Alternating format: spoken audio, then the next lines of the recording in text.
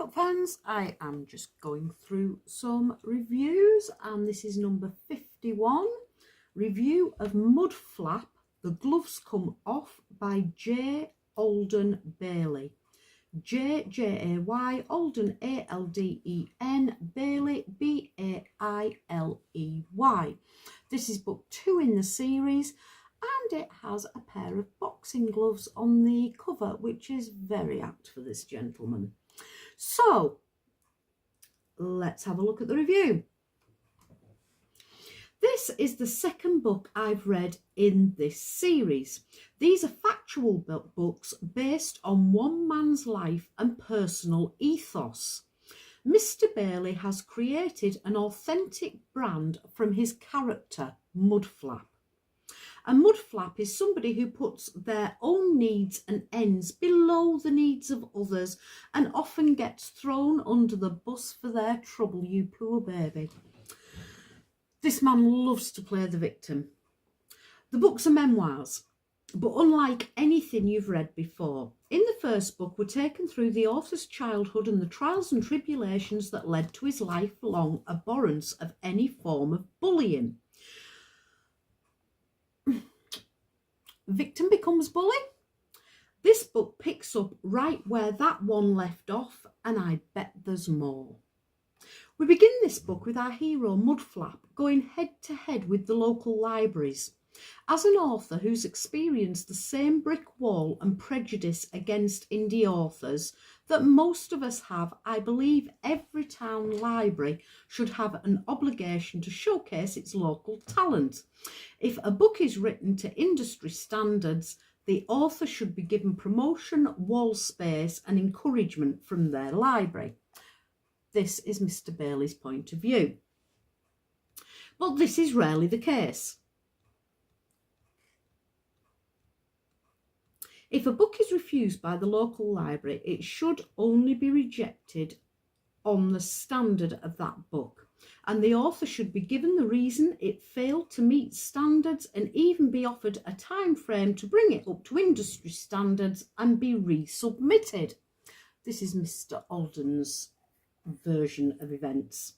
Mudflap came up against this same brick wall and wasn't having it. This is the first war our hero wages in book 2, though there were many, many more to follow. As a multi-property owner, we follow him as he takes on the local council, involves himself in town board meetings, and generally causes havoc with the whole town hating him.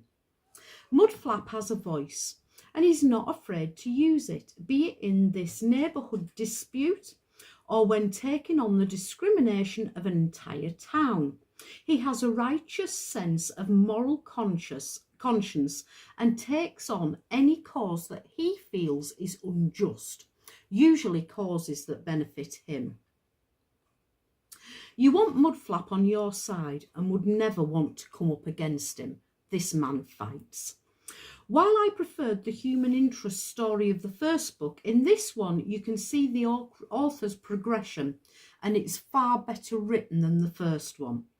There's nothing wrong with the first book, but the author was learning his craft like all of us do with book 1. It had quite a lot of errors in it. Mudflap advocates and fights for equality, justice and tolerance, and God help anybody who is intolerant to that. This is a brilliant insight into the world of indie publishing and some of the barriers you will encounter as a struggling author. This book is brave, he's out there and outing the evildoers. He pulls no punches and tells it like it is in his world. A great read, and I'm looking forward to seeing what Mudflap comes up with next, if he can keep himself out of trouble long enough to write it. So, we're talking about Mudflap as a character, not as a person. Does the character vary from the person? Who knows? Who knows? But Mudflap is a cartoon character. I think he is the personification of J. Alden Bailey, but there we go. He fights with everybody. This man could fight in an empty room.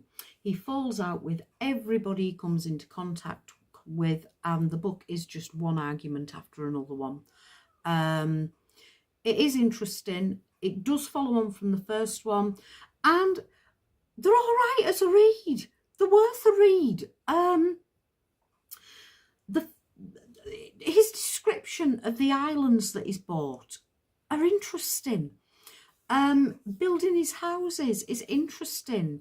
Some of the laws he has to comply to are interesting. His neighbour disputes can be interesting. The things he's come up against with his publishing can be interesting. It's not a bad read. Give it a go. Come back and tell me what you think. Nice chat.